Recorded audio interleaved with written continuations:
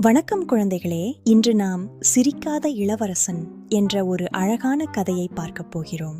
ஒரு ராஜ்யத்தில் அர்ஜுன் என்ற இளவரசன் இருந்தான். அவனிடம் எல்லாம் இருந்தது, ஆனால் அவன் ஒருபோதும் சிரிக்கவே இல்லை.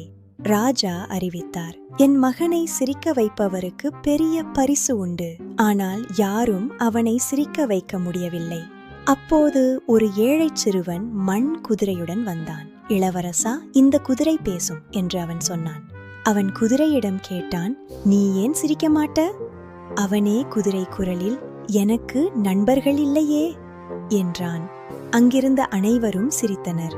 இளவரசன் அர்ஜுன் முதல் முறையாக வாய்விட்டு சிரித்தான். அவனது சிரிப்பு அரண்மனை முழுவதும் எதிரொலித்தது.